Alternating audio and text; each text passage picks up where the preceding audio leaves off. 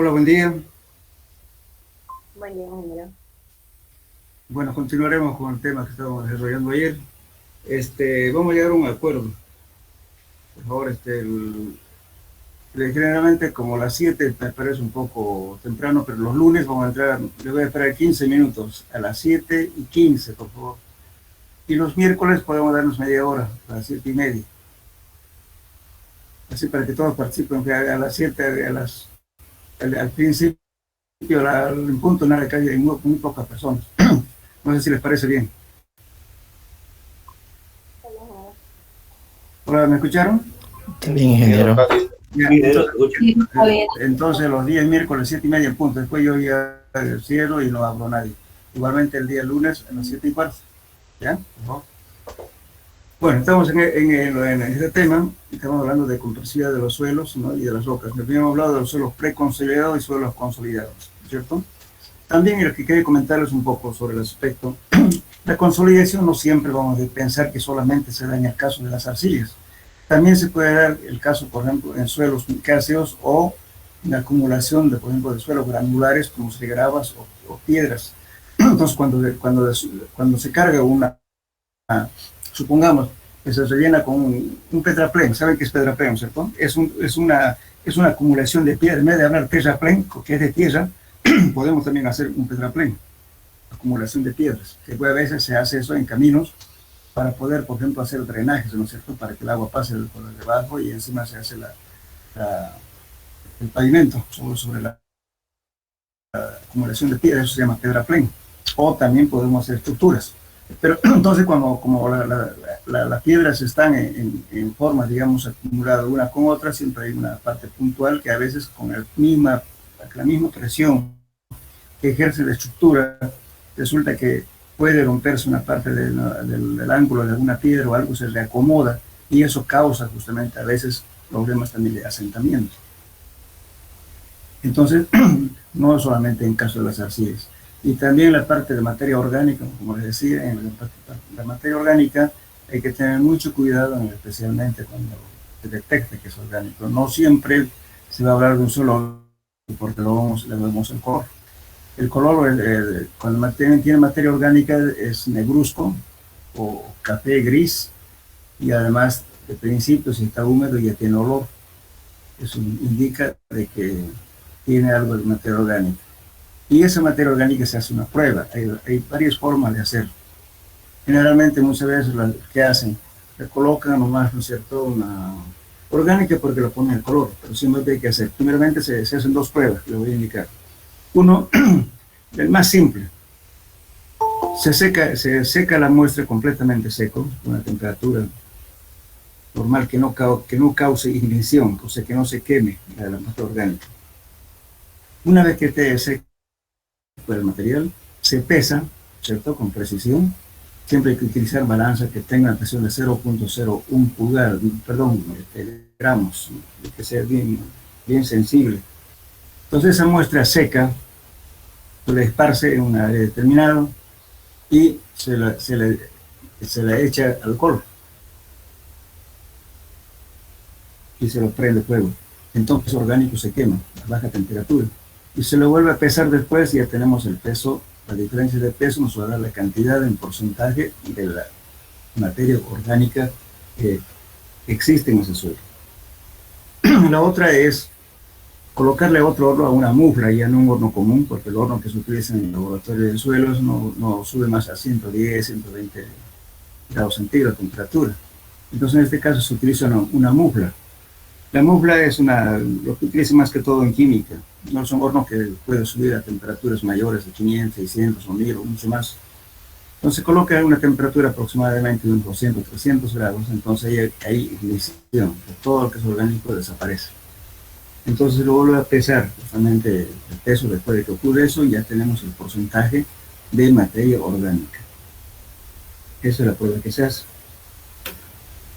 Ahora las materias, o sea, los suelos arcillosos, especialmente en la parte orgánica, también pueden ser arcillas expansivas.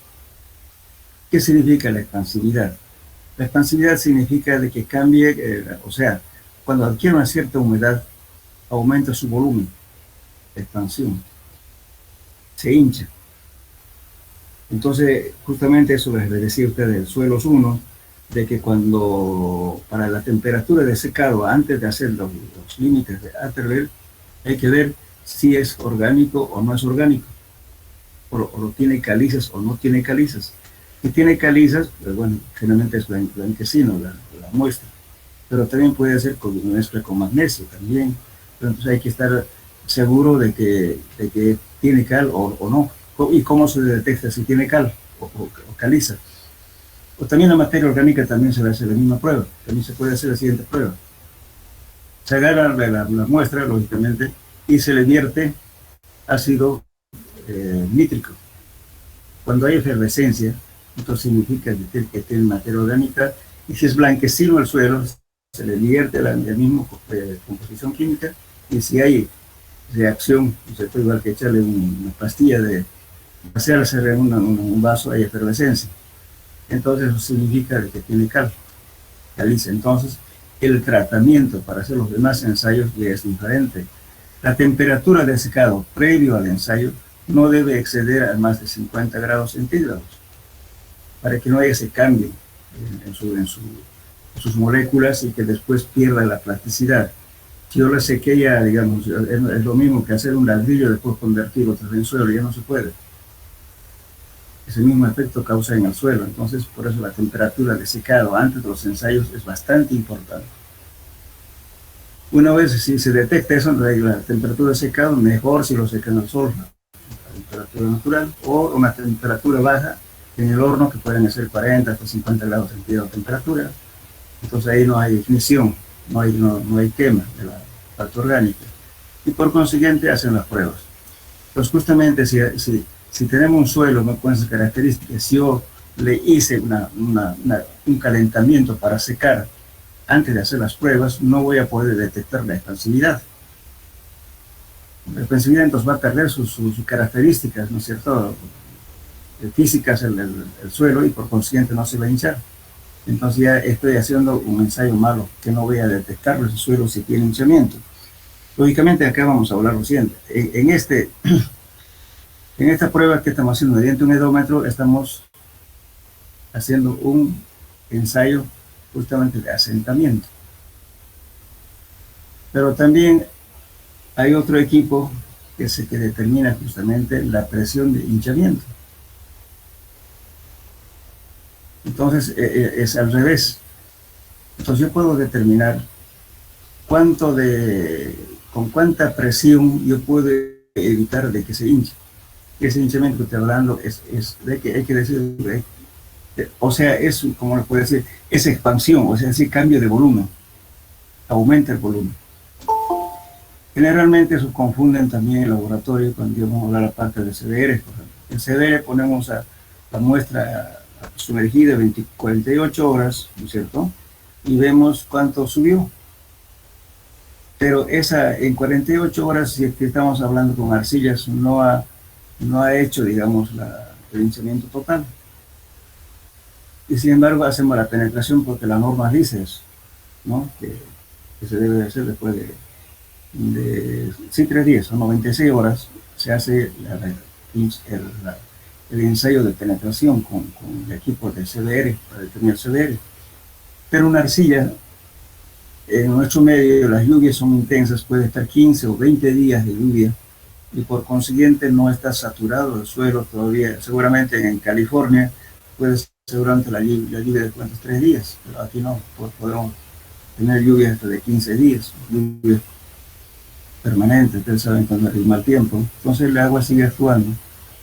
Entonces lógicamente a veces hay que salirse un poco de normas, y aquí siempre hay discrepancia, porque hay mucha gente que dice, ¿por qué no hizo la penetración lo que dice las normas a los 96 horas?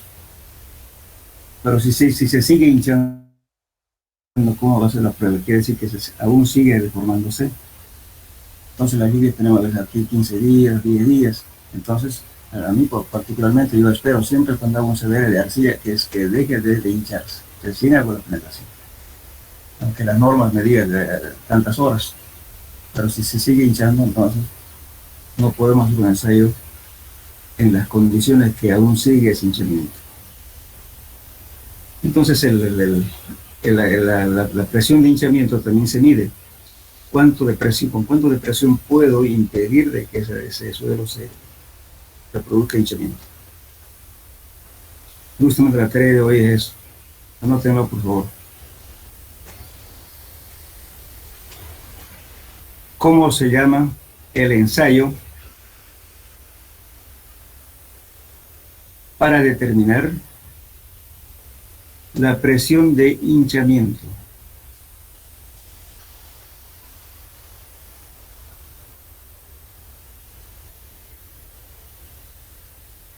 ¿Escribieron? Para determinar, ingeniero. La presión de hinchamiento en el suelo, por supuesto.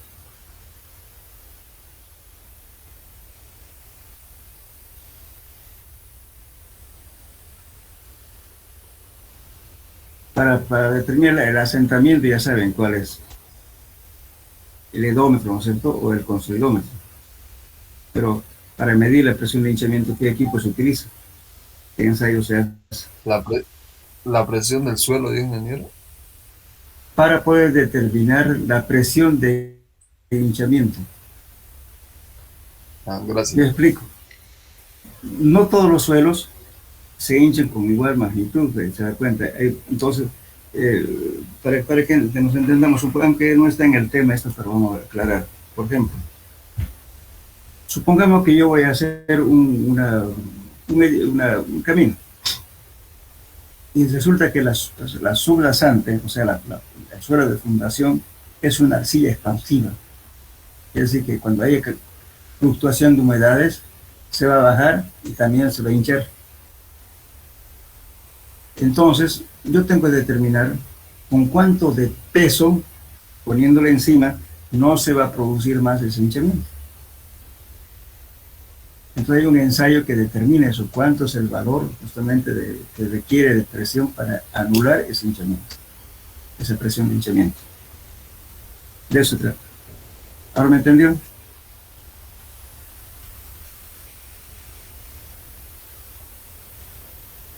¿Hola? Sí, ingeniero. Ya. Lo que pasa es que, por ejemplo, les comento, por ejemplo, en realidad hay esas arcillas expansivas, ¿no? También en la zona de San Ramón para adelante, por eso hay terraplenes bien altos por ahí. Esos terraplenes no es porque había necesidad de hacerlos tan altos, sino justamente se determinó que había una arcilla expansiva y por consiguiente se tuvo que subir el terraplén con mayor altura para que ese mismo peso del terraplén anule justamente el hinchamiento. Entonces se aplicó una presión mayor a la presión con la cual se puede hinchar ese suelo. Es un ensayo al revés, en vez de hacer consolidación, estamos midiendo la presión con cuánto anulamos esa presión de hinchamiento. Ese ensayo quiero que investiguen qué se llama ese ensayo. Bien, entonces, por ejemplo, creo que también les comenté eso en suelos 1. Vamos a hablar, conocen seguramente Puerto Suárez, ¿verdad? Frontera argentina, perdón, Brasil. ¿Conocen el aeropuerto de Puerto Suárez? ¿Hola? Yo no. No, ingeniero. Ya le voy a comentar de ese aeropuerto. Y esto es real. No voy a especificar empresa, nada, simplemente lo que ocurrió. Bueno, las empresas que hicieron el ensayo, o sea, el estudio inicial, son una empresa brasileña, pero no determinaron la presión de hinchamiento justamente. Entonces, ¿qué pasó? Después de que se hizo el aeropuerto, empezó a ondularse, a presentarse ondulaciones en el pavimento. De tal forma que en algunas partes había ondulaciones hasta de 30 centímetros. Entonces llegó un momento en que ya no era operable el aeropuerto. Se cerró. Entonces cuando ocurre eso, lógicamente se empieza a estudiar. cuál era el problema. Y determinaron de que justamente el aeropuerto tenía un material encima de esa arcilla que había ahí, pero esa arcilla es justamente expansiva, y por consiguiente es lo que produjo esa deformación. Entonces, bueno, y se hicieron tratamientos para poder subsanar. Entonces, ¿qué se hizo? Se hizo canales en los extremos del aeropuerto y se colocó tubos horizontales con una pequeña inclinación para poder drenar el agua, ¿no es cierto?, que estaba en ese suelo y que anule justamente el hinchamiento que estaba produciendo. Entonces, se colocaron tubos un poco inclinados, ¿no es cierto?, y se hizo una precarga, se cargó con suelo. Justamente en algunos casos, para poder anular este efecto de hinchamiento, a veces hay que colocar precargas, inclusive en zonas que hay asientos hay que ponerle cargas para causar el asentamiento, cuando se va a producir con una cierta presión. En este caso pusieron una capa de piedra encima, ¿no es cierto?, como carga, estuvo un tiempo, y se produjo justamente el asentamiento. ¿Por qué? Porque esa presión hizo que el agua fluya y por los tubos salga el agua. Pero eso fue, digamos, una solución, digamos, temporal.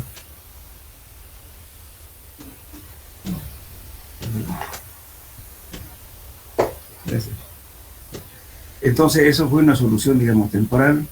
Al tiempo, ¿no es cierto?, lógicamente se logró bajar las ondulaciones, pero no en totalidad. Funcionó un buen tiempo y después se volvió otra vez a producirse esas ondulaciones.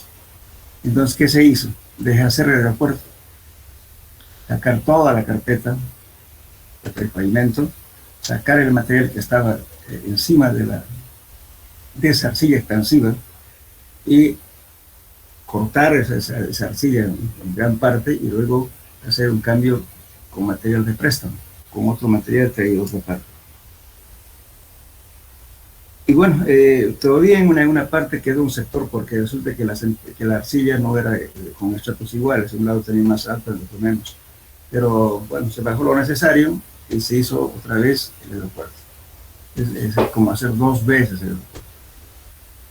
Entonces ahora justamente está en servicio, ya no pasó esa deformación, pero nada raro que después de un tiempo también pase otra vez. Pero no creo, ya hace tiempo que funciona así.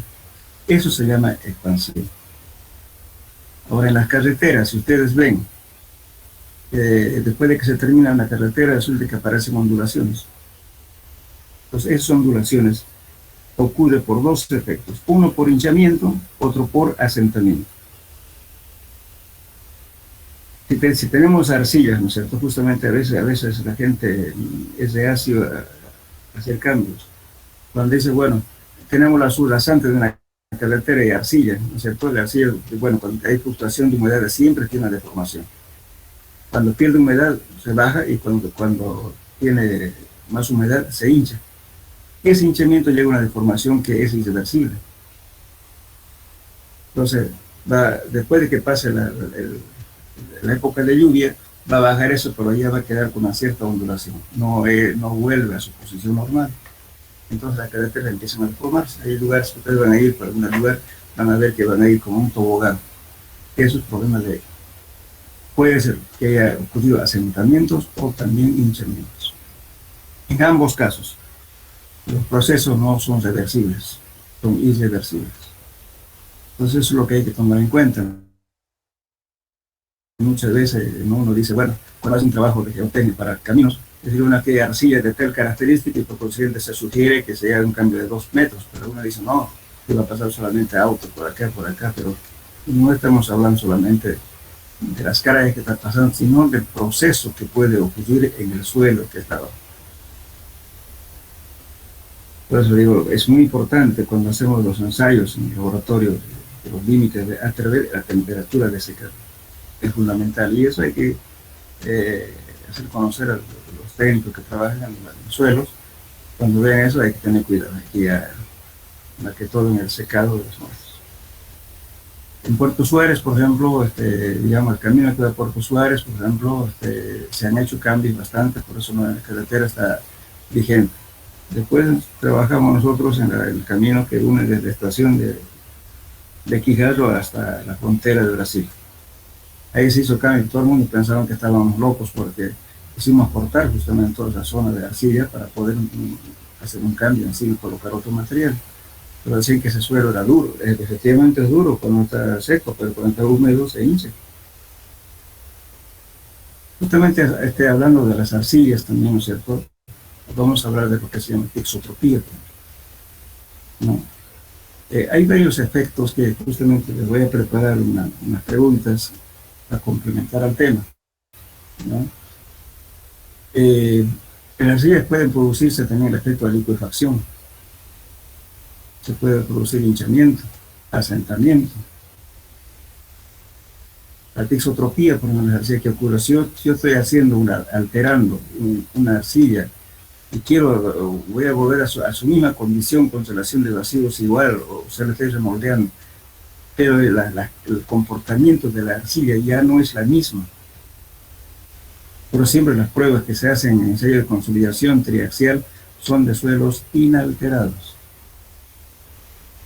Pues en suelos 1 les mostré también, cuando vimos muestreos con un tubo de pared delgada que el tubo Shelby, vimos el porcentaje de alteración en longitud como también en el aplastamiento. Ese hay que hacer la prueba para considerar que sea un suelo inalterado. Bueno, les voy a preparar justamente el caso de las arcillas para que ustedes entiendan. Las arcillas es interesante estudiarlo, no solamente como material, digamos, de construcción en carreteras, sino también en construcciones civiles, que vamos a hablar también solo uno. Y tienen muchas utilizaciones, pero hay que saber usarlo. Bien, entonces, esas cosas hay que tener cuidado en las presiones, o sea, las características de las arcillas, que también, como decía, en las rocas también puede haber asentamientos, ¿no es cierto? Que consideramos como una consolidación, pero está ocurriendo con el tiempo, porque eso puede ocurrir en suelo, en rocas micáceas, en pedraplenes, en fin, eso ocurre también en asentamiento. Bien, entonces cuando hablamos también del índice de compresibilidad de Tersay, porque hablamos de algo, voy a ver la formulita que les mostré el otro día. Esta fórmula acá. Esta fórmula que están viendo aquí, dijimos, ¿no es cierto?, que es el índice de compresibilidad de las arcillas, propuesto por Terzaghi y Peck. 0.009 por límite líquido menos 10. Todo para las arcillas. Y si estamos trabajando en suelos que tengan, ¿no es cierto?, aquí por ejemplo, para suelos de muy baja plasticidad y rocas porosas, fíjense, Soers, la proposición de Soers, ha encontrado que el índice de compresión está relacionado con la relación de vacíos del suelo inalterado. Este es relación de vacíos. Menos A, donde A es una constante que varía de 0,2 para rocas porosas a 0,8 para suelos muy micasos, con contenido de mica. Entonces uno se tendrá, si son rocas muy porosas, adoptamos este coeficiente de 0,1, A viene a ser 0,8. Y si tiene harta mica, bueno, dependiendo de la cantidad de mica, entonces si tiene poca mica, entonces iremos bajando, pero depende sea 4, 0,5, 0,6, pero si es muy micaso, entonces toma 0,8. Eso es solamente para estos casos se utiliza el índice de compresibilidad. Ahora, anótenlo por favor, algunos valores que les voy a indicar.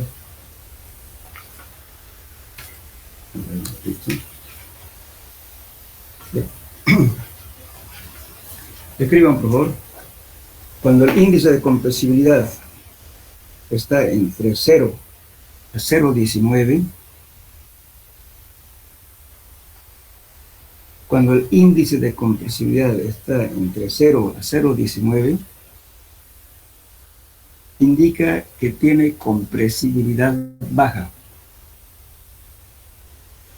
Me olvidé colocar esto acá, por eso estoy diciendo la adicional, ¿bien? Y cuando índice de compresibilidad C sub C está entre 0,2 a 0,39, se dice que es compresibilidad media.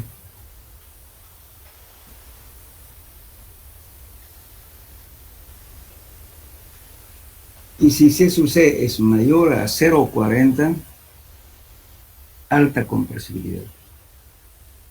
¿Y qué significa eso de compresibilidad? ¿Qué quiere decir? Por ejemplo, si estoy analizando un suelo que tengo ahí, tengo arcilla, hago esta prueba y me va a dar de 0 a 0,19. Compresibilidad quiere decir que ese suelo no se va a comprimir mucho, no se va a cambiar mucho de volumen. ¿Se dan cuenta? Porque tiene ese valor de 0,19. Pero si ya está entre 0,20 a 0,39 ya es compresibilidad. Mire que hay que cuidarse de eso. Ahora, si me da mayor a 40, entonces compresibilidad alta. ¿Qué significa? Que ese suelo tiene las propiedades de deformarse en gran medida. Entonces, eso determina, por eso es conveniente hacer bien las cosas, ¿no? Porque esta fórmula es empírica.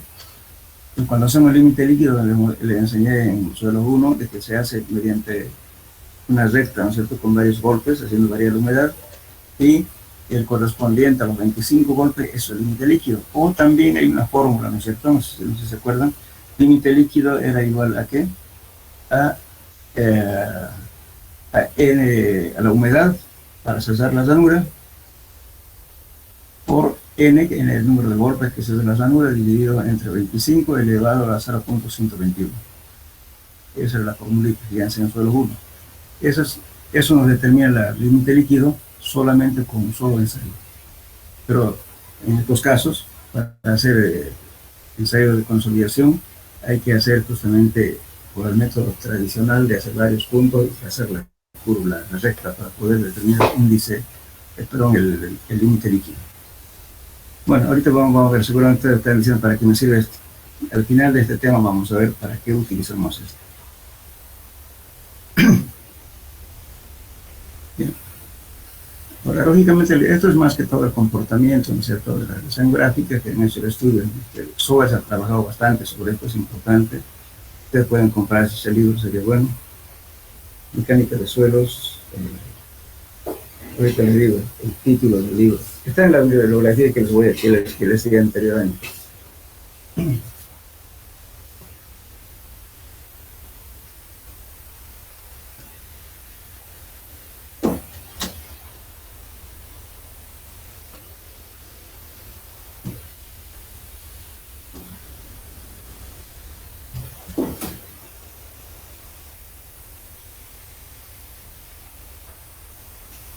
Bueno, el que quiere anotarlo, por favor, pueden anotar.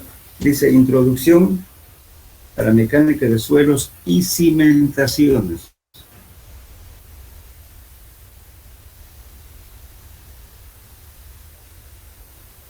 Introducción a la mecánica de suelos y cimentaciones. Eso es George D. Soers y George F. Soers. De todos modos está en el temario que le di el año pasado, pero tal vez de todos modos en el programa que les voy a dar, te voy a mandar mediante auxiliar el contenido de la materia y al final lo van a ver esto. Entonces ahí él estudió bastante, todas estas curvas son sacadas de ahí. Bien.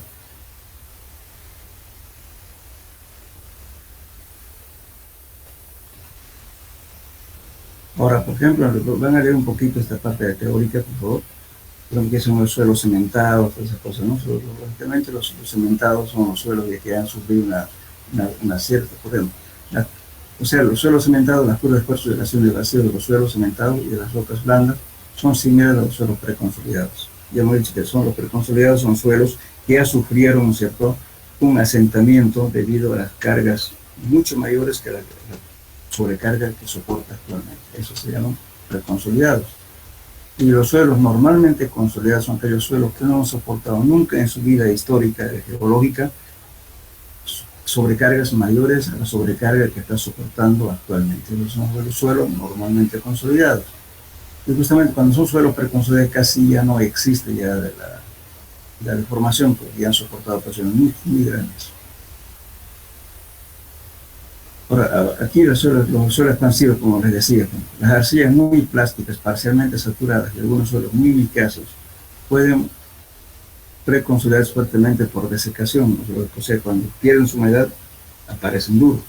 Si tienen acceso al agua, estando sometidas bajo el esfuerzo, absorberán el agua y se expansionará, se hincha, es lo que estaba hablando ya. Por eso es conveniente siempre, ¿no? Aparentemente cuando está en seco parece un suelo súper duro, pero cuando adquiere humedad se hincha. Este suelo puede producir dos curvas de fuerza de relación de vacíos inalteradas, pero parcialmente saturadas o inundadas. Entonces, ahora, lo mismo hablamos de la composición de las rocas. En las arenas también puede haber, pero lógicamente que el índice de compresibilidad en estas arenas es 0,1, es nada, por eso nosotros no lo consideramos como compresibles. Bueno, hablemos de las turbas. ¿Qué son las turbas? Las turbas son suelos que tienen una composición, ¿cierto?, inorgánica también con contenido orgánico. Lógicamente es un suelo que está mezclado con materia orgánica en el momento de su formación. Generalmente en ingeniería civil hay que tratar de no usarla, porque tiene mucha deformación. Son, como dicen acá, extremadamente compresibles, que se comprimen, que reducen de volumen. Entonces no es conveniente usar esto, por eso hay que desecharlo. Más esto es utilizado para abono, para plantas, por eso es bueno. Entonces, dice, son extremadamente compresibles dependiendo de la relación de vacíos. Las curvas de presión de relación de vacíos se parecen a las así ligeramente preconsolidadas. La curva virgen, que enseguida lo voy a mostrar, dibujada en papel soldadín, que a veces es muy recta. Se ha hallado índices de compresibilidad tan altos hasta 15, fíjense. Ese valor de C sub C que le estoy indicando tienen mayores de 15. Entonces son suelos, digamos, que no son aptos para utilizar en ninguna obra de ingeniería, tal vez para jardines. Y algunas turbas se tienen una relación de vacíos muy altos. Bien.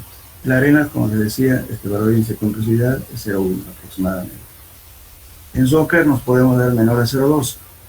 Existe esa deformación debido al reacomodo de las partículas, pero no en gran medida. Entonces no se considera como un suelo que sea de alta compresibilidad. Tiene un valor apenas de 0,2.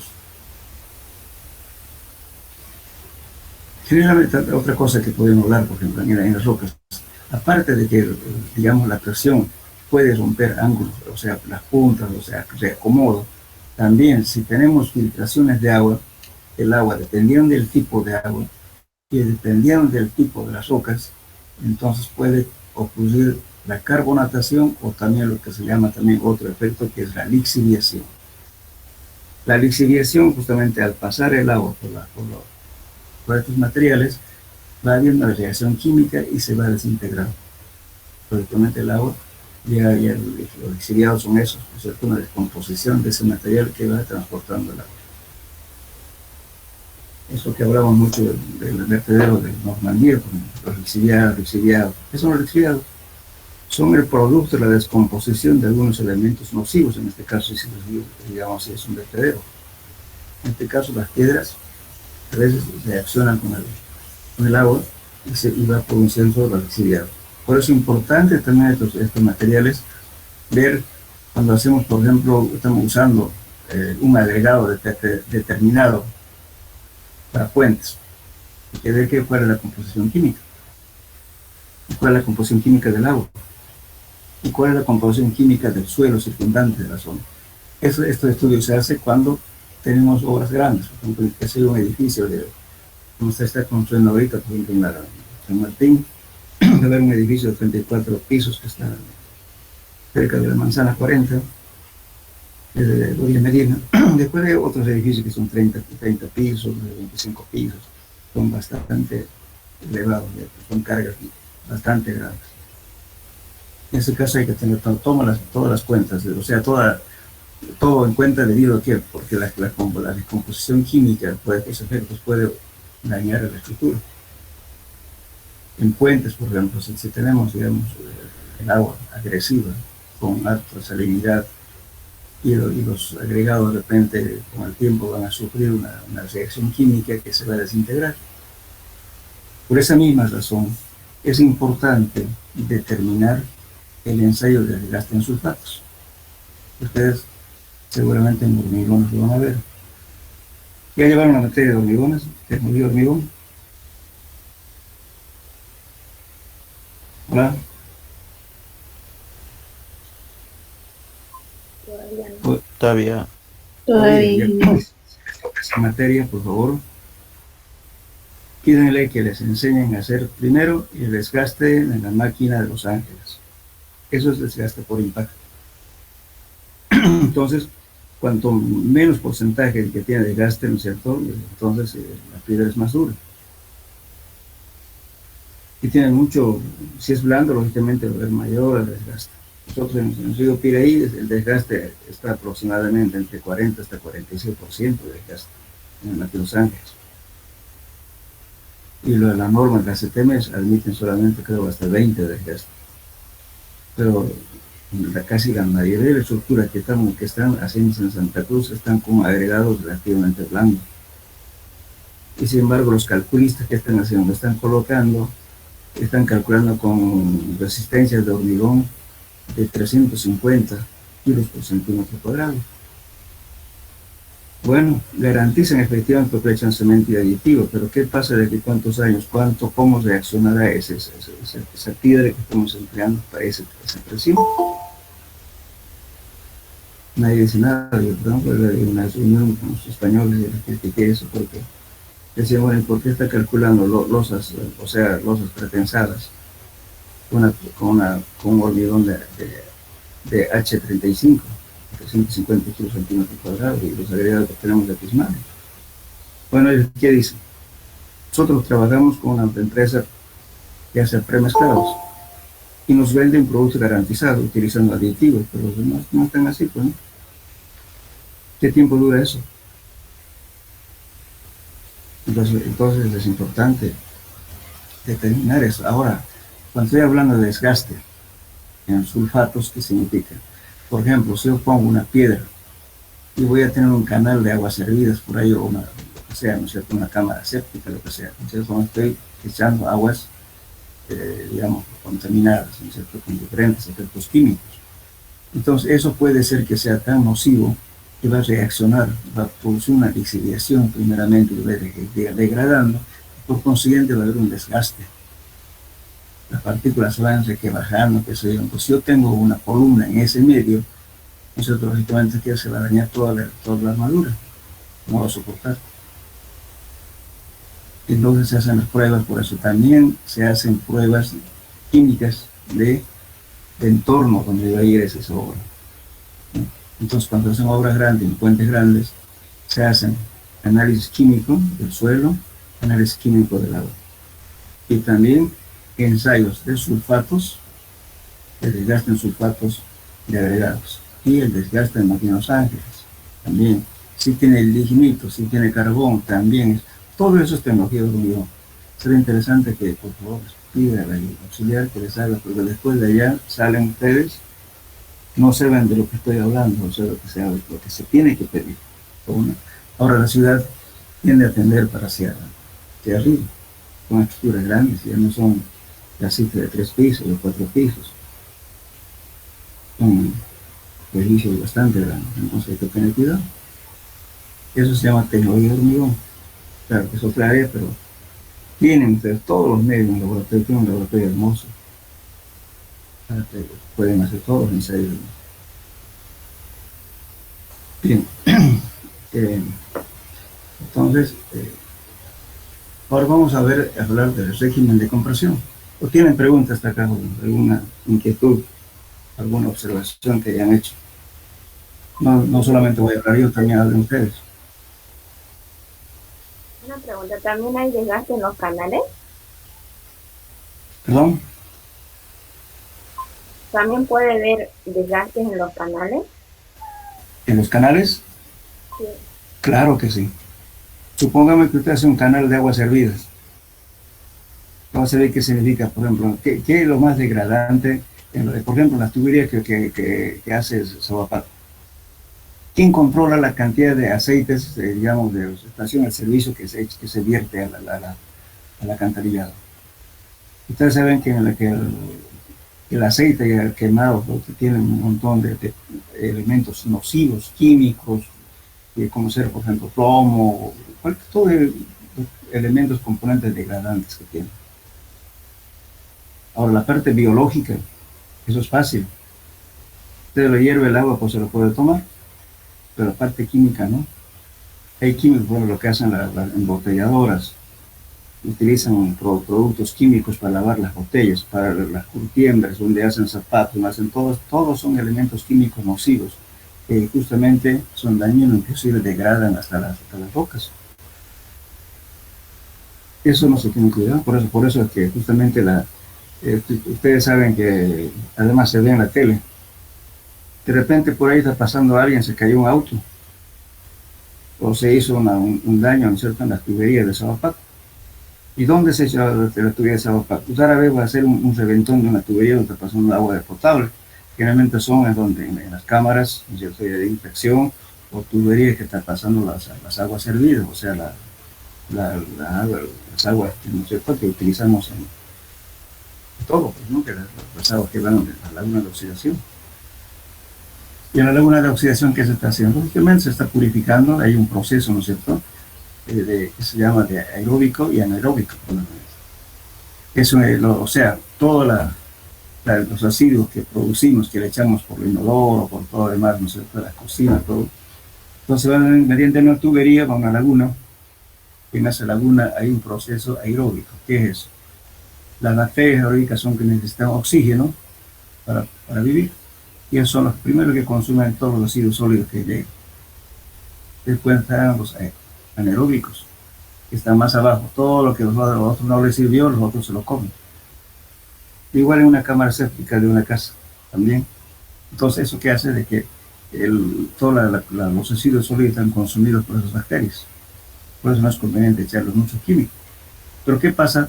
Pero no estamos viendo el efecto, la composición química que estamos llevando con el agua. Hay productos químicos que no se degradan ni en 50 años, a veces duran hasta más de 200 años. ¿Y eso qué estamos haciendo con eso? Le estamos echando pues agua a la cuenca del río Piraí y a la cuenca del río Grande. Y así en toda la ciudad ocurre eso. Pero habría que decir, ¿no es cierto? Es que lógicamente que las instituciones que manejan esto lo tienen como secreto, ¿no es cierto?, porque no hacen un análisis realmente química de la que tiene el agua que están botando, de lo que está oxidándose de las lagunas de oxidación, botan justamente a las cuencas. A ver que les den el resultado, a ver cómo están monitoreando, qué es lo que están echando al río. Seguro que todavía están echando veneno. La contaminación es grave. Ahora, lamentablemente, ¿no es cierto?, los famosos chinos que aparecieron como hongos, lamentablemente el gobierno ha dejado de entrar a esta gente. La codicia y la brutalidad que nos maneja políticamente. Están trabajando inclusive en Limani, que es el principal productor de agua potable para La Paz.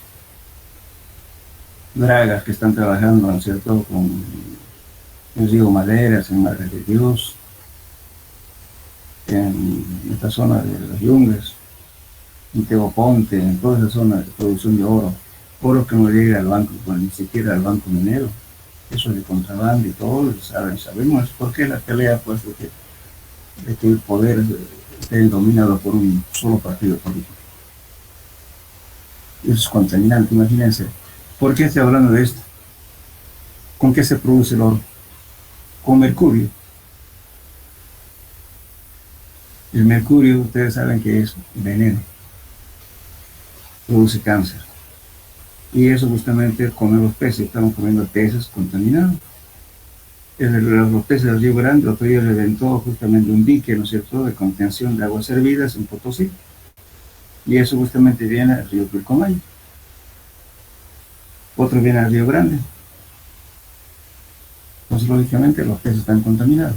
Y nosotros estamos comiendo cosas contaminadas en forma indirecta. Y no hay control.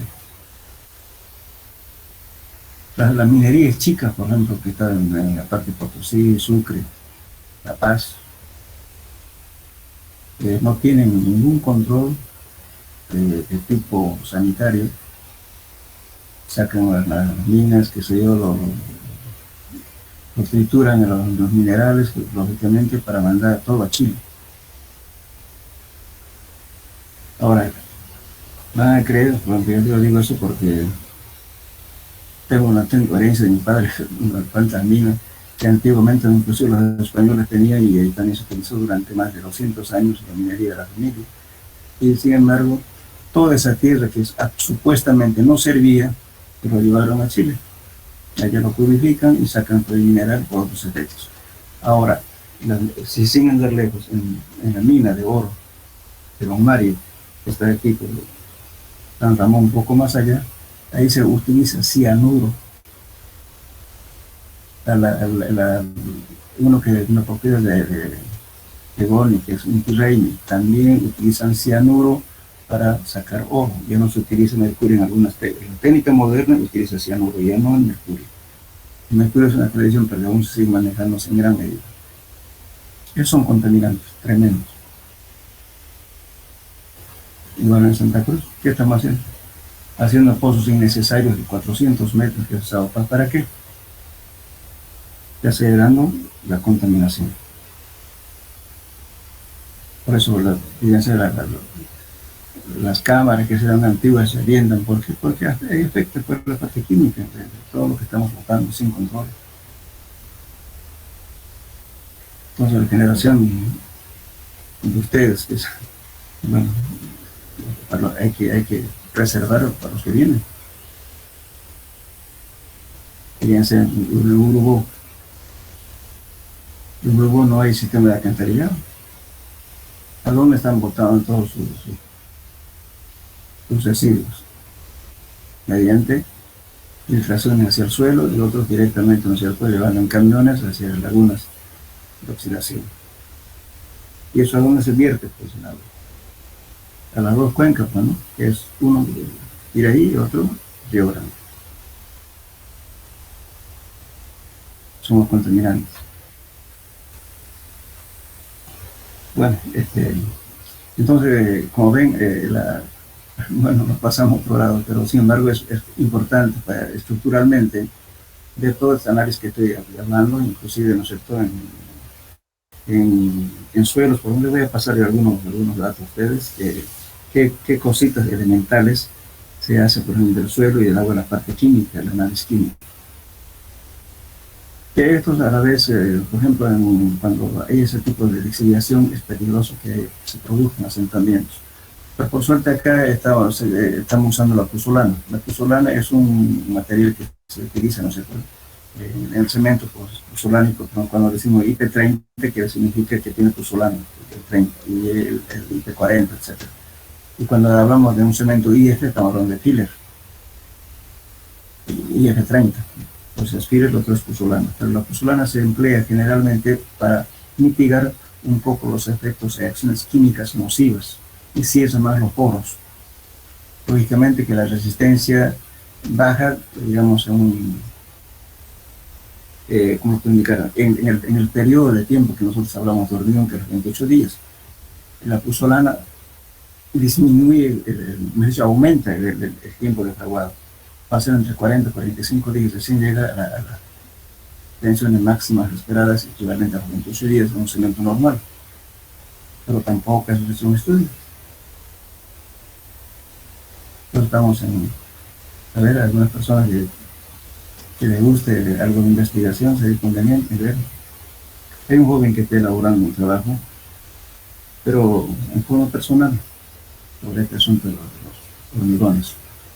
Pero su compañero hizo un tema de investigación también justamente determinado así que el comportamiento, no sé, de los cementos, ¿no es cierto?, varían en función, digamos, ¿no es cierto?, de si es filler o puzzolana. Y sin embargo estamos utilizando las ecuaciones para poder predecir al futuro, ¿no?, en base a la edad del hormigón, las formulitas hechas hace más de 40 años atrás. Y no son fórmulas tampoco de aquí, hay fórmulas que son americanas o chilenas. El que más se maneja aquí justamente el Instituto de Chile, el cemento de Chile. Eso manejamos aquí. Pero no tenemos nosotros una ecuación que esté para predecir, digamos, de cierto, en edad del hormigón, como también corregir por edad. Están usando fórmulas que son de otra parte, no nuestra. Tenemos esa investigación, lamentablemente. También tenemos, bueno, que fíjense, la ministra de Cultura, que no leyó, pero en su vida ni los libros, ¿no? El tipo de cosas no manejado por gente que solamente manejan la parte política, nada más. Es interesante que se promueva investigación. Ustedes, una generación nueva, deberían investigar. Vean a ver ver cuál es la variación entre un cemento puzolánico contra un cemento que utiliza filler. Y es lo mismo, cuáles son las características, en qué varían. Ahorita hablamos aquí de resistencia del hormigón, 210, 300, 150, pero no sabemos. Aquí estamos, aquí es aditivo que utilizan muy bien, puede dar la resistencia. Pero ¿qué hay de aquí después? Los agregados no son buenos.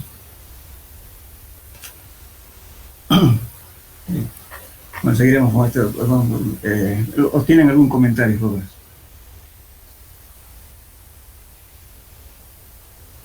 Disculpe, ingeniero, ¿estos PDF dónde los pillamos o están en un libro? ¿En cuál? ¿Lo que estamos viendo ahorita? Sí. Grábenlo, por favor, ya. No está en un libro, lo que pasa que, como les comenté en la anterior clase, que este es un librito que escribí yo, pero no lo he editado, no lo publiqué por falta de recursos. Pienso hacer este año. Por eso no, pero sin embargo, ustedes pueden grabarlo si quieren, los voy a dar completo todo el tema, todo el libro. Por eso pueden grabar. Cuando ustedes ven así, grábenlo y pueden compartirlo, ¿ya? Claro que tengo un texto que está en fotocopia, pero no está ahí, está aquí un poco más completo, que eso está corregido. Bien, vamos a hablar lo siguiente. Ahora vamos a hablar del régimen de compresión. Lo que dice que la compresión en el estrato del suelo no ocurre bruscamente, al contrario, a menudo es tan lenta que cuesta trabajo caer, que se está produciendo algún asentamiento, ¿cierto? A veces no lo nota uno, pero sin embargo el asentamiento ocurre. Gradual, cada vez más lento, pero sigue ocurriendo. Por ejemplo, dice aquí un ejemplo. Dicen de Chicago se han asentado por 50 años y la torre inclinada de Pisa, que es la famosa torre, se construyó en el año 1174. Ahora estamos en 2022. Todavía sigue produciéndose el asentamiento, ¿verdad? Hay una inclinación a la torre de Pisa. Eso, entonces, bueno, aquí hay las siguientes etapas de asentamiento. El asentamiento empieza rápidamente, que estamos viendo aquí. Entonces, este es un ensayo de consolidación. Entonces, inicialmente, cuando cargamos, empieza, ¿no es cierto?, este asentamiento bien lento. Perdón, inicialmente es rápido porque aquí tiene que botar, digamos, expulsa el agua cuando se aplica una carga y también todos el aire que en los espacios vacíos. En fin, este es bastante difícil determinar en los primeros instantes del ensayo de consolidación. Por eso es importante que aquí el que haga el ensayo de consolidación que sea una persona ya con experiencia, ¿no?, para poder trazar esta curva. Entonces, esta etapa se llama la etapa inicial, desde este punto que está llamando de relación de vacíos inicial, una relación de vacío que es 0.96 en este caso, ¿no? Tenemos este valor inicial. Luego, esta curva de asentamiento, fíjense, se va convirtiendo en forma más lenta, con el tiempo mucho más lento, hasta llegar a este punto. Entonces, a este asentamiento desde aquí hasta aquí se llama primario o hidrodinámico. Entonces, el asentamiento teórico que determinamos en laboratorio es desde aquí hasta acá. Todo esto se llama asentamiento primario o hidrodinámico. ¿Cómo determinamos este punto? Pongamos, ¿no es cierto?, que tenemos, siempre nos va a dar una curva de este tipo. Estamos haciendo aquí relación de vacíos versus presión.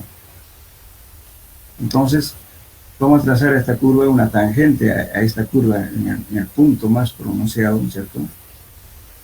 Y luego en este punto, en el punto de contacto, de convergencia entre esta recta que yo trazo tangente de aquí y tangente de esto de acá, un punto y por ahí trazo esta recta. Entonces, o sea, esto es no es como lo puedo decir, más es una apreciación que uno hace, por eso hay que los ensayos tienen que estar bien hechos para que nos salga esta curva.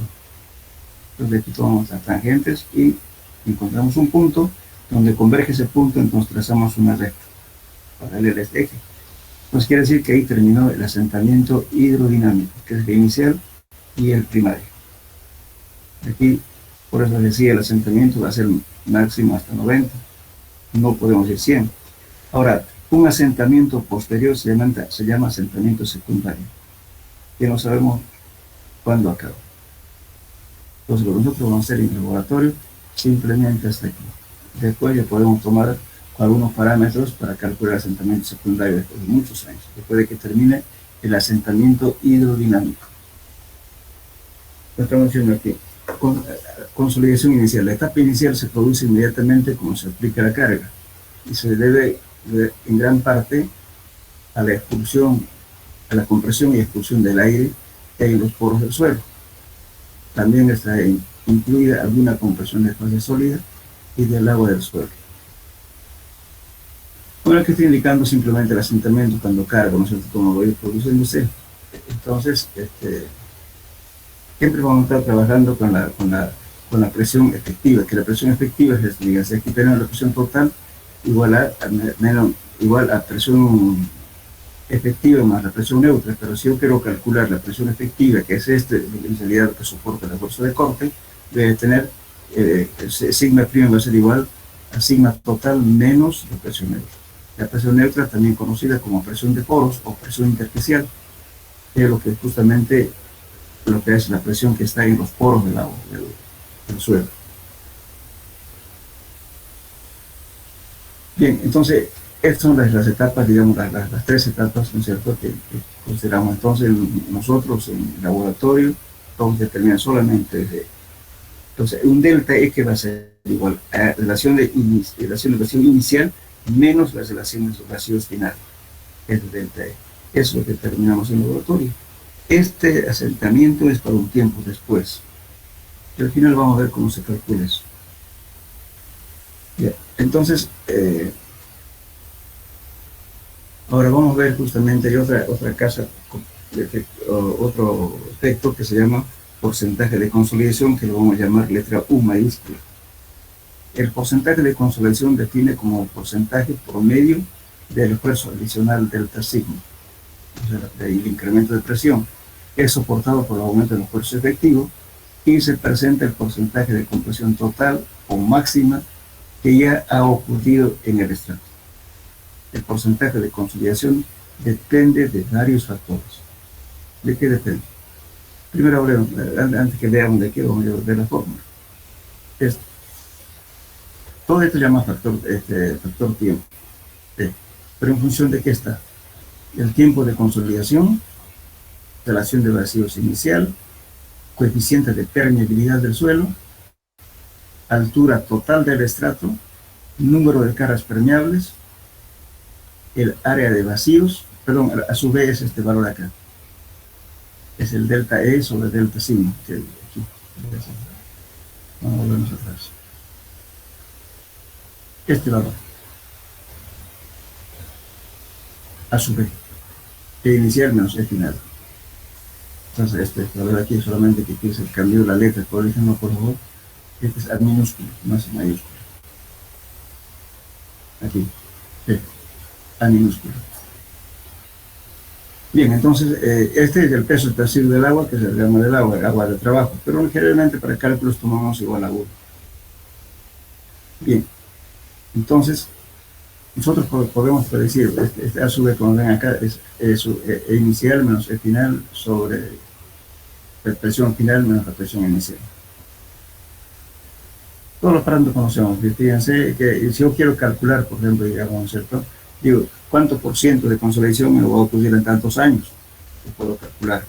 O al revés, decir, por ejemplo, qué porcentaje mejor dicho, cuál es el tiempo de asentamiento para que ocurra el 50% de consolidación. Puedo calcular eso. Entonces, si ustedes ven esta formulita de aquí, que en realidad es esto de aquí, K, 1 más E, por A sub B. Esto, cuanto más grande sea este valor, indica, ¿cierto?, de que la compresión es más rápida. La rapidez. Entonces, es como medir la velocidad de consolidación con este valor de aquí. Entonces, para poder calcular este valor, podemos usar este abajo. Este abajo que ven aquí es válido cuando las dos caras son permeables. Es decir, supongamos, tengo una arcilla, tengo que tener un suelo permeable abajo y tengo que tener otro suelo permeable arriba. ¿Me entienden? Entonces tengo dos caras permeables. Entonces eso vale 2. Por ejemplo, este valor que ven aquí ustedes, acá, este H sobre N, este es el número de caras permeables, este H es la altura total del estrato. Todo esto al cuadrado. Entonces esto se llama altura efectiva. Por ejemplo, por eso no es conveniente cuando se hace un estudio de suelos, ¿no es cierto? Si tenemos arcilla y queremos calcular asentamientos, no hay que dejarlo a medias porque hay que saber la totalidad del estrato. Por eso siempre que hay que recomendar siempre. Por eso en un estudio de suelo es bien variable. Hay mucha gente que no entiende de mecánica de suelos. Dice, por ejemplo, hagan un estudio de hasta 8 metros. Pero ¿qué tal si yo a los 8 metros o desde los 6 a 8 metros encuentro arcilla blanda? Tengo que entrar 2 o 3 metros más. Uno dice al cliente, o a veces un trabajo del arquitecto, está en arcilla, no podemos dejarlo ahí. No, ahí nomás déjelo, porque la casita es de 3 pisos o 4 pisos. Pero no están evaluando justamente para qué necesitamos esto, lo necesita el calculista. ¿Cómo va a calcular justamente el asentamiento si no conoce la altura total del estrato que es de arcilla? Entonces, a veces, no, hay que hacerlo hasta gratis cuando son trabajos. En muchas ocasiones yo lo hice hacer gratis, pero a veces los mismos técnicos están cansados, ya se hacen los que no saben y a veces lo dejan a medio, eso no es bueno. Cuando hay así hay que tratar de atravesar la arcilla para justamente calcular el ciclo, vamos a calcular asentamientos. Bien, entonces esta fórmula que ven aquí es válida para cuando las dos caras son permeables, si no, no funciona esto, no sirve. Entonces, ¿en qué me ayuda esto? Fíjense, este T de aquí que estoy viendo acá, esto se llama factor tiempo, este T minúscula, factor tiempo. Este U es porcentaje de consolidación. Bien, entonces, calcula esto. Si supongamos, yo digo, ¿cuánto? O sea, pues, voy a calcular, por ejemplo, para que me produzca que sea un 20% de consolidación, o 40%, por así decirlo. ¿No es cierto? Yo puedo calcular el tiempo para que se me produzca el 40% de consolidación. Pongo aquí. Entonces tengo aquí porcentaje de consolidación. 40. Y vengo aquí y tengo el factor tiempo T. Este T. Entonces voy a esta fórmula, que T ya conozco, y despejo este tiempo que quiero conocer. Ciertamente este factor tiempo ya lo conocí mediante este abajo. A ver, con una cosa conocida vamos a hacer aquí. Supongamos 70% de consolidación. Vengo aquí, tengo acá, ¿verdad? Mi factor tiempo es 0,4. Entonces, factor tiempo ya tengo 0,4 aquí. Como ya tengo este dato, yo puedo, porque ya conozco de las elevaciones iniciales, porque esto de la muestra que se trae del suelo, el coeficiente de permeabilidad también lo voy a conocer, un dato de suelo, la altura del estrato del suelo que estoy analizando también conozco. También conozco cuántas caras son permeables, si una o dos, también lo conozco. Y conozco también este valor que por esta relación, a su vez, van a cambiar aquí, este es a minúscula. Relación de vacío inicial menos relación de pasivos final cuando apliqué la carga y entre las presiones que apliqué para que se produzca este valor. Y el gamma de la voz 1. Y por tanto, que despejo este T. Y voy a calcular el tiempo de consolidación para que se produzca el 50% de consolidación. ¿En cuántos años o cuántos días? Para eso es útil esta que estoy viendo.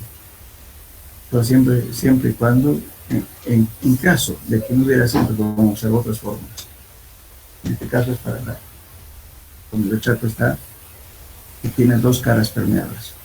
Lógicamente que un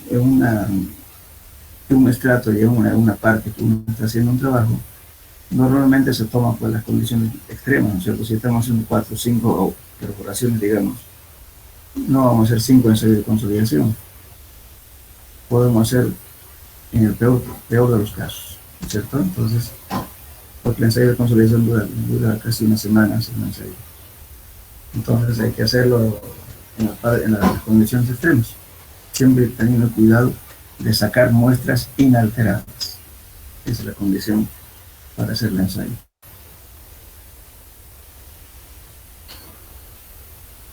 Bueno, entonces tenemos este valor y luego, aquí vamos ahora a la compresión secundaria. Estoy hablando de acá, de todo lo que estamos hablando es esta parte aquí. Hasta aquí. Desde aquí hasta acá es válido toda la teoría que estoy hablando. Ahora, ¿cómo calculamos este asentamiento secundario?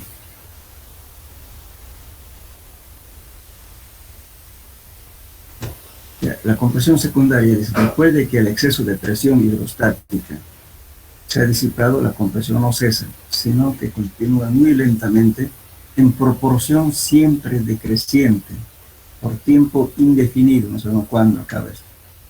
Esta es la compresión secundaria, que parece ser el resultado de un reajuste plástico de los granos del suelo o a los nuevos esfuerzos, de la fractura progresiva de las ligaduras entre granos y posiblemente de la fractura progresiva de las mismas partículas. La compresión secundaria se puede apreciar en un gráfico de asentamiento como función del logaritmo del tiempo. Figura, se llama esta figura. La compresión secundaria se presenta como una línea recta con pendiente hacia abajo. En algunos casos, una línea recta seguida por otra línea recta pendiente.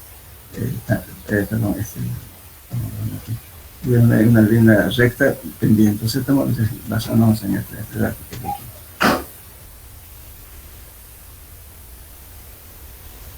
Y aquí, esta recta de aquí, esta punteada, eso es lo que vamos a calcular. Entonces, bien, venimos acá. Lógicamente esto, esto por ejemplo, la misma gráfica que les mostré, pero está en escala anterior a la escala natural, esta está con escala logarítmica. Generalmente este tipo de escala se cambia ¿para qué? Para poder determinar con más precisión esto, porque es difícil determinar esto por un asentamiento violento inicial. Y también usando esta escala, que de la figura que les mostré anteriormente, se nota más pronunciado estos puntos para determinar la tangencia de esto, para encontrar el asentamiento inicial, el asentamiento primario, que es lo que llamamos el asentamiento hidrodinámico, que vamos a calcular en el laboratorio, de aquí hasta aquí. Entonces, haciendo en esta escala, entonces determina una curva así, con mayor pronunciación de esta curva de acá.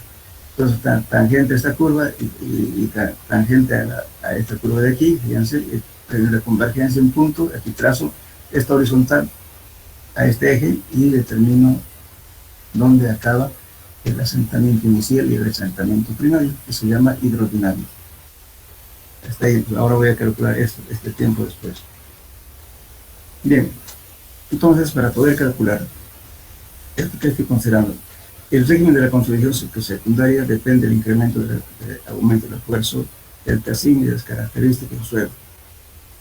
En los suelos inorgánicos de compresividad baja o moderada, la compresión secundaria no tiene importancia. Fíjense, si el asentamiento, si ese valor de ese sub C les da muy bajo, entonces el asentamiento secundario casi no tiene mucha importancia.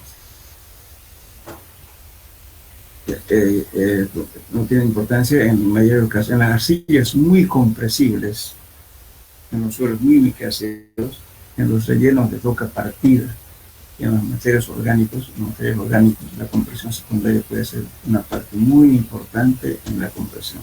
¿Bien? Eso, como les decía, esa descomposición de las rocas por ese efecto continuo, digamos, de desiliación, qué sé yo, puede seguir produciendo asentamiento igualmente en la micro. ¿Bien? En otro caso tiene más importancia este caso de la compresión secundaria. Pero si tenemos un C sub C pequeño, entonces no hay que preocuparse de la compresión secundaria. Entonces, bueno, el delta E dice que es menos alfa por logaritmo, ¿no es cierto?, de T del tiempo T2, un tiempo posterior, al tiempo T1 es el tiempo donde acabó justamente el tiempo de la etapa inicial, y bueno, haciendo operaciones algebraicas tenemos este valor, y finalmente llegamos a esto. En esta expresión T es sub 1, es el tiempo necesario para que prácticamente termine la compresión hidrodinámica, y T2, cualquier tiempo posterior. En esta expresión se ignora la compresión secundaria que se produce durante la fase hidrodinámica, pero el error probablemente no se admite. El valor alfa es un coeficiente que expresa el régimen de la compresión secundaria, o el coeficiente alfa de compresión secundaria, sea sub alfa, puede expresarse lo mismo en términos del porcentaje de asentamientos. Por ejemplo, lo difícil encontrar estos valores, este valor alfa, por ejemplo, aquí, alfa, y se sube de aumento generalmente como por aumento de esfuerzo. Entonces esto hay que leer en un libro especializado para que nos determinen la característica, para un cierto tipo de material nos dan estos valores, pero es bastante difícil encontrar estos valores. Entonces aquí tenemos, ¿no es cierto?, lógicamente que, entonces, reemplazando estos valores vamos a tener del delta H sobre H, ¿cierto? C sub alfa por logaritmo de T sub 10 sobre T tiempo posterior, el tiempo donde acaba la compresión hidrodinámica, tenemos este ángulo. Entonces vamos a calcular este delta E. Entonces este H sigue siendo la deformación inicial, perdón, la altura inicial del estrato. Entonces ahí calculamos este valor delta H, que es el asentamiento final, ¿no?, el secundario.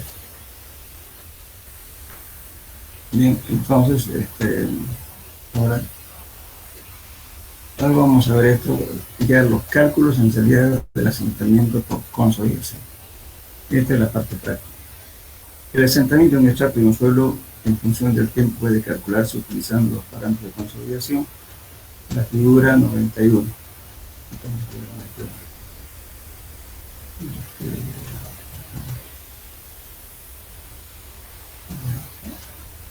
Figura 91.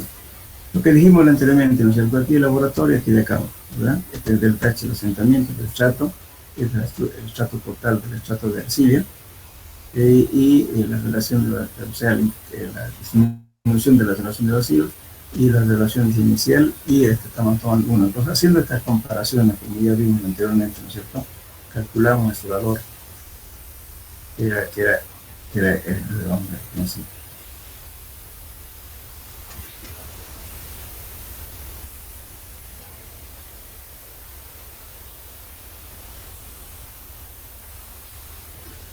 Pero, bueno, dijimos nosotros que estamos haciendo la misma gráfica que están viendo es esta. Y dice delta H, lógicamente esto es lo que ocurre en el campo, esto en el laboratorio. Entonces delta H es el asentamiento que ocurre, y H es la altura total del estrato. Estas son las caras permeables, 1 y 2 caras permeables. Y en el laboratorio que estamos haciendo, ¿no es cierto?, tomamos un suelo, tenemos un delta E, la relación de vacíos en cualquier tiempo, a cualquier carga que podamos determinar, es un delta E, y la altura total de este volumen de vacíos, es igual a la relación de vacíos. Entonces el volumen total va a ser 1 más E sub 0. Yo estoy llamando que el volumen total sea igual a 1, entonces por ahí viene 1 más E sub 0. Este valor de aquí, los sólidos es volumen 1. Entonces haciendo igualdad de esto, ¿no es cierto?, haciendo igualdad con esta gráfica, con esta, tenemos esto, delta H a esta altura H, como delta E es a esta altura total, que es 1 más E sub 0. Hacemos relación y despejamos delta H. Entonces este es el asentamiento que nos va a dar un suelo, ¿no? Eso mismo estamos viendo aquí. Pero ya no lo puse ya las ecuaciones, ¿no? Simplemente la gráfica.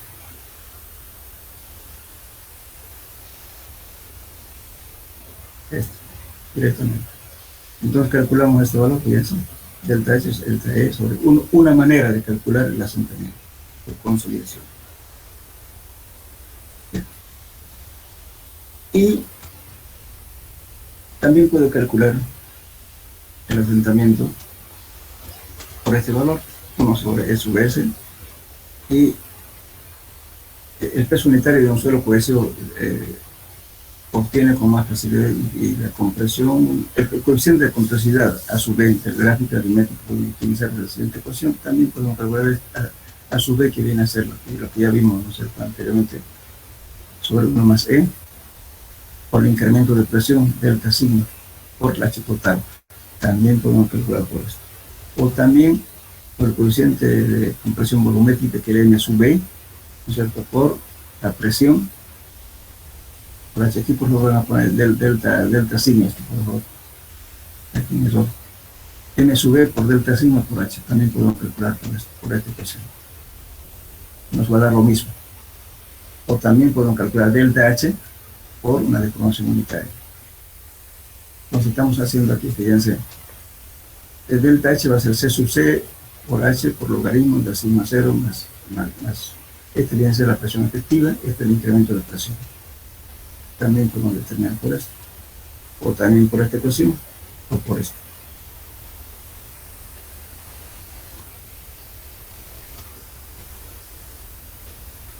Bueno, entonces, por ejemplo, en esta ecuación quería ver. Fíjense, esta es la ecuación que más se maneja en realidad lo más fácil para hacer esto. Fíjense, delta H es el asentamiento por consolidación. C sub C, aquí no necesitamos, no es que no se necesite, sino el asentamiento y consolidación es mucho más real, pero a veces lleva tiempo. Si uno está apurado y está bien hecho el estudio de suelos, entonces podemos utilizar esta ecuación. Fíjense bien, a C sub C es el índice de compresividad de Terzaghi, 0.009 por límite líquido menos 10, eso ya lo tienen ustedes. Este H es la altura total del estrato.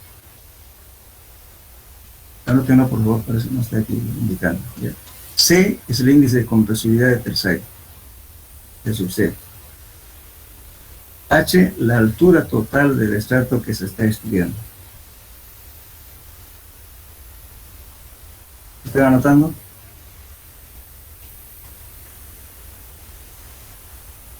Sí, ingeniero. Ya. Ahora, E sub 0 es la relación de vacíos inicial de un suelo inalterado. E sub 0, relación de vacíos inicial de un suelo inalterado. Este logaritmo es en base 10. ¿Ya? Sigma 0 es la presión efectiva del suelo, la sobrecarga del suelo que actúa sobre el estrato que se está estudiando. Repito, C sub 0 es la presión efectiva del suelo que está cargando al estrato que está en estudio. O sea, si estoy haciendo, digamos, un estrato de arcilla de 2 metros, tengo arena o cualquier materia de 3 metros, entonces es el peso de esos 3 metros de material que está actuando sobre esto. Tengo que calcular la presión efectiva sobre esto. Ahora, lo que sí, ¿anotaron esto? Presión efectiva que actúa la sobrecarga sobre el estrato de arcilla.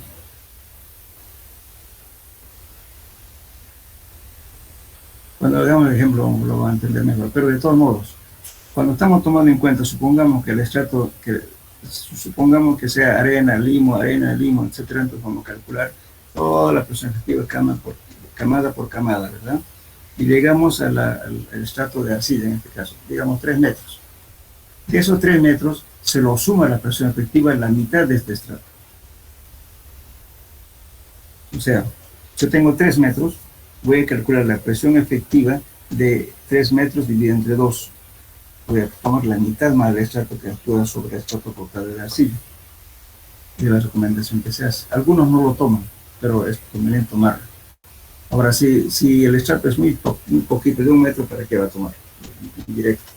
Pero si hay 3 metros, 4 metros, hay que tomar más de la mitad de ese estrato de arcilla cuando calculamos la presión efectiva. ¿Está claro? Ingeniero, ¿podría volver a repetir qué era H, por favor? Este H, altura total del estrato de arcilla. O sea, el estrato que estamos analizando, en este caso la arcilla. Puede ser arcilla arenosa, puede ser arena arcillosa, lo que sea. El estrato que estamos estudiando, eso es H, la altura total de ese estrato.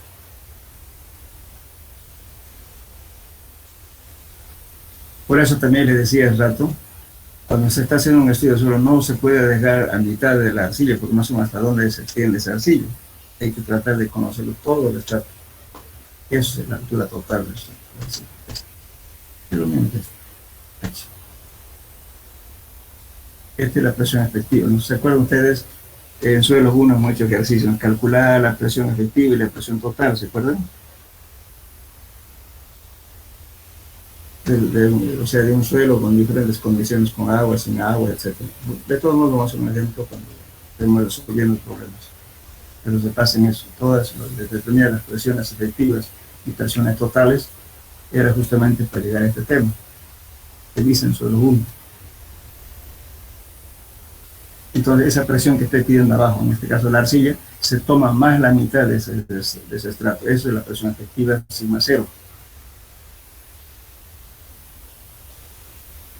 Este sigma 0. Ahora, este delta sigma es la presión que actúa sobre el estrato que estoy estudiando. Es la sobrecarga.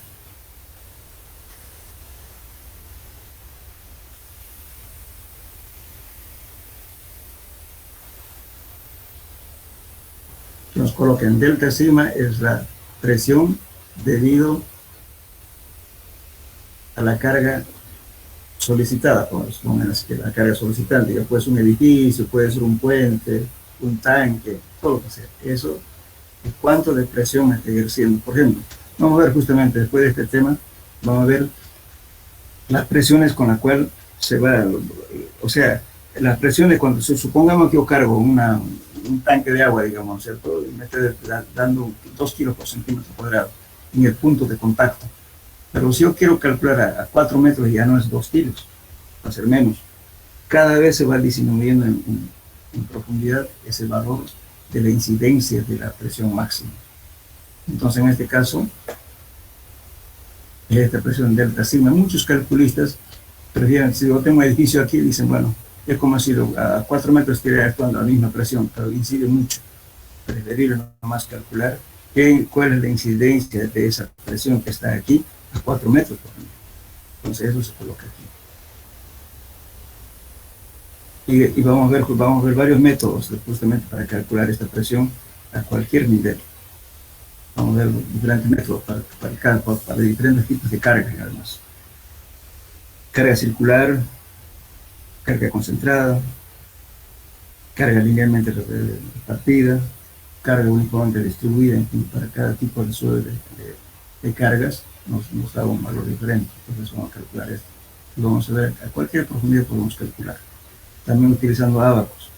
Lo más usado, por ejemplo, son ábacos, porque no debe, tampoco vamos a decir que es al milímetro. Ustedes saben que son valores próximos. Siempre hay que tomar unos 2 métodos para calcular ese delta sigma, para ver en cuál nos quedamos, ¿no es cierto? Uno siempre nos va a dar más grande que el otro y otro más chico. Bueno, ¿por cuál nos vamos a ir? Por seguridad, siempre el que dé mayor deformación, ¿verdad? A eso. Entonces, esta sería entonces la fórmula que más, al menos yo, cuando me piden algún asentamiento, como nosotros no estamos haciendo un ensayo de consolidación con ensayo edométrico, entonces por lo menos con esto podemos estimar un asentamiento promedio, siempre y cuando que esté bien hecho el estudio de suelos.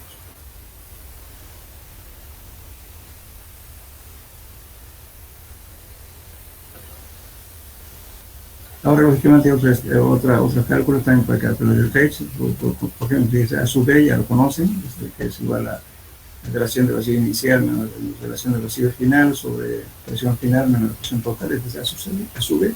Esta es la relación de vacío inicial. Este delta sigma es el incremento de presión por H. O también por M sub B por delta sigma, aquí falta un delta, por el delta sigma por H. Pueden calcular bien por eso. Ahora M sub B también es 1 sobre este sub S, viene a ser justamente el módulo de elasticidad, pero a veces prefiero calcular directamente por H sobre S sub S. Viene a ser M sub B 1 sobre S sub S.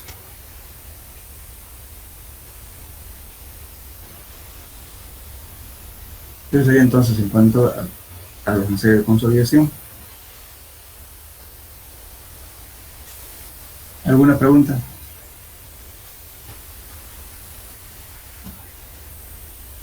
Por favor, todas las fórmulas que ven en el texto, hagan su formulario igual que en suelos 1, ¿ya? Complemento todos los formularios que tienen de suelos 1 nos va a servir para resolver problemas. Por eso yo les decía el anterior semestre de que hagan bien su formulario, porque vamos a usarlo en suelos 2 también. Y también cuando lleguen a fundacional también lo vamos a usar. Así que hagan bien su formulario.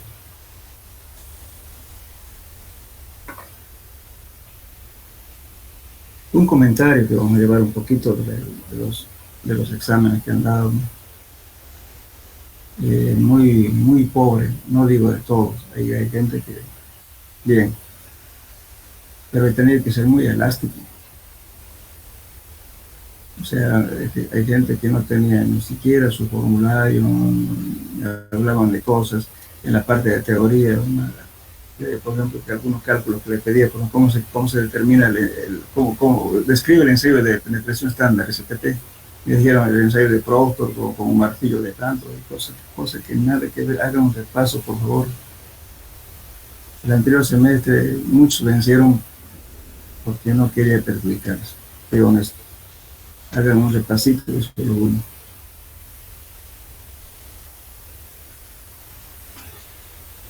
Ahora, en solo 2, por favor, el examen va a ser presenciales. Creo que la parte ahorita tiene que ser presencial, no sé. Esperaremos porque según el decano me dijo que a partir del primero va a ser presencial, no sé. ¿Cómo están pasando las otras materias? Yo algunas virtuales. La mayoría es virtual, ¿no? Por el momento, ahorita, hasta la fecha que sea el 1 de septiembre, se están pasando virtuales. Eso han dicho. Dijeron que primero van a pasar presencial. Bien. Y bueno, si es presencial, no hay problema, pasamos. Pero si es virtual, igualmente quiero decirle que por favor no falten a clases, lean lo que se les está diciendo. Y en el examen, ya sea virtual o presencial, y las clases igualito va a ser prohibido uso de celulares. Porque he detectado que algunas de las preguntas teóricas, escucha, aquí de la letra lo pusieron. No creo que tengan pues una memoria fotográfica. No, por favor, ahora me van a entregar. Entregan el examen parcial, la parte de teoría, se siguen y empiezan la parte práctica. No les voy a dar las preguntas de parte práctica aparte. Resulta que no entregan y están copiando la parte de teoría. Sean honestos, no se acostumbran a hacer eso. Está bien que creen que me engañan, pero no, el engaño no es para mí, pues para ustedes. ¿Para quién aprenden? Son para ustedes, ¿verdad? ¿Para qué se engañan? Creen que son vivos porque han hecho eso, no es eso. Más bien se están haciendo un daño. Sean honestos. Y si a alguien le pasó algo, que sé yo, por alguna razón, yo entiendo. Por eso, si hacen el seguimiento de la materia durante el semestre, también se los considera. Pero si no aparecen y no presentan en sus prácticos nada, en un último momento agarran un práctico medio doblado con un triple, agarran hoja suelta, ¿qué es eso? Pues? Ya están ya en el quinto, que sexto semestre, ya son casi ingenieros. Entonces ya ponerlo en serio sus papeles. Ustedes como ingenieros están estudiando para ser jefes. Por eso no hay sindicato de ingenieros civiles, porque nosotros somos jefes, en cualquier parte que van son jefes. Manejan personal, manejan proyectos, entonces actúen como tal. Por favor. Bueno, ¿alguna pregunta sobre este tema?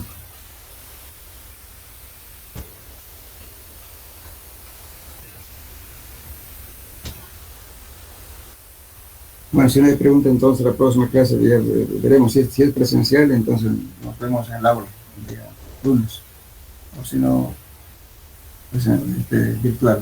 Voy a preguntar de todos modos. El otro día cuando hablé con el subdecano, me dijo que a partir del primero era presencial todo, no sé si es así. Pero he visto algunos colegas están pidiendo virtual. ¿Sí? ¿Me escucho?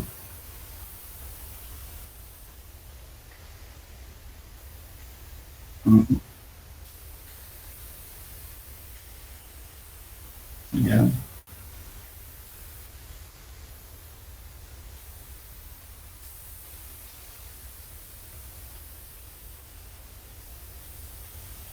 Ya. Entonces voy a hacer lo siguiente, para que sea un poco más serio el asunto. Yo voy a ponerle, voy a chequear quienes participan al final le voy a dar un número a cada uno. 1, 2, 3, 4, cada uno conoce su número y voy a tomar asistencia. Porque hay gente que sabe que así he visto, inclusive tengo algunos trabajadores así, que ponen su asistencia, ven de la cara y ya, después ya se van. Y no está bien eso. Quiero que aprovechen para ustedes mismos, como les repito, por favor. ¿Ya? Nada más, entonces, ya lo veremos en la próxima clase. De todos modos, con anticipación, yo lo voy a decir en qué día el viernes voy a llamar al ingeniero, al jefe de carrera, cómo quedamos, ¿ya? Por mí no hay problemas, en virtual o presencial, pero el examen sí va a ser, más bien que todas las partes prácticas, de repente las hagamos presenciales, aunque sea dividido en 2 grupos. No sé cuántos son, no saqué la lista tampoco hasta ahora. ¿Les parece bien? Sí, ingeniero. Ya. Sí, ingeniero. Por eso vayan haciendo su formulario, por favor, que se encargue ya de todo el tema, vayan sacando el formulario. Y complementen su formulario de suelos 1, porque sin eso no vamos a poder hacer problemas de suelos 2. Bueno, en eso quedamos entonces, jóvenes. Hasta luego. Hasta luego, ingeniero. Hasta luego. Ingeniero. Hasta luego. Hasta luego, ingeniero. Muchas gracias. Hasta luego.